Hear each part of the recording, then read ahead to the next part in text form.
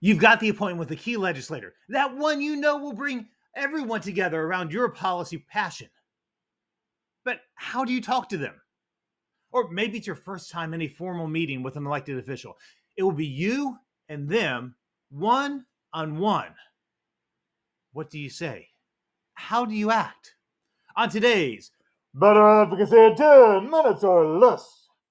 we're going back to the basics and looking at how to speak when meeting with an elected official. Now, the first thing you want to remember is they're like everyone else. They have their likes, their dislikes, their quirks, and their formalities. Just roll with it. Be friendly and conversational like you would when you're meeting anyone new. Smile, shake hands, exchange greetings, compliment them on something. Keep it informal, but not too informal. Yes, they're like you, but they're not. They've won an election. They have a position of authority and probably a little, or maybe a big, ego. Be sure to use their title until they say otherwise. You may want to call them by their first name or nickname that you've heard everyone else talk about them with, but unless they have a real reputation for informality, don't go there until they ask. Most every legislator likes to be recognized as that senator, delegate, representative, etc. You get the idea. Now, this is all about being respectful of their time and work. Be respectful of their time. Have a plan. Start with your greeting and small talk. Make sure you have some tidbit about them that's been in the news or on their socials that you're ready to discuss. If something in their office grabs your attention, go with that instead. They took the time to curate their office collection, and when you see something that interests you, mention it. One delegate I work with has an incredible collection of political convention memorabilia. If I see something new, I make sure I ask the backstory. But don't spend all your time in idle small talk. Make sure you move on to common ground. You want them to see you as more than a lobbyist or a one-dimensional advocate. Share a little bit about how your story ties in with theirs. Maybe there's an obvious values alignment that you can bring up. You're not just building a comfortable rapport, you're building a relationship. So get a little vulnerable. Share a short, and emphasis on the word short, personal story about why you're advocating for this policy. Then make your ask. Be clear and concise. You don't want to be ambiguous or unsure at this point. Your ask should be well rehearsed and flow smoothly. You want them to support legislation? Tell them why and ask them to vote yes. Want them to oppose something? Lay out your reasons clearly and get their commitment. Want them to provide an introduction? Be specific about who you want to meet and why. The other thing you want to be respectful of is their work and accomplishments.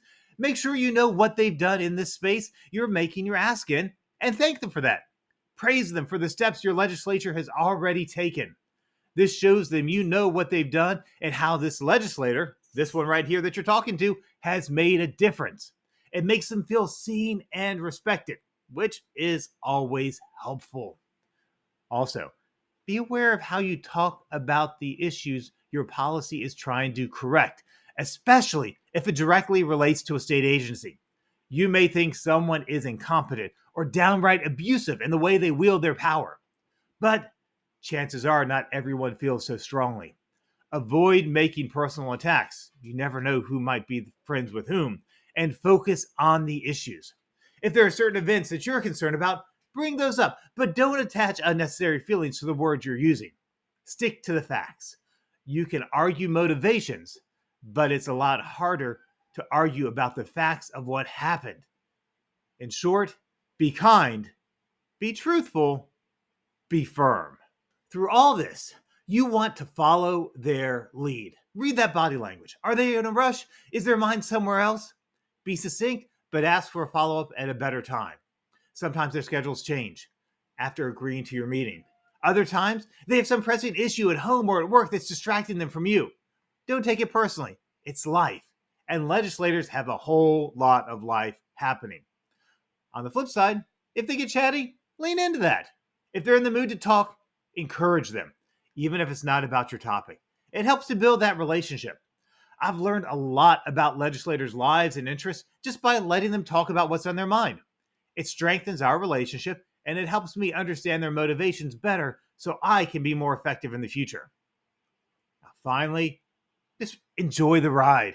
This is an incredibly exciting space you're working in. You are turning your passion into policy, and there will be good days and there will be bad days.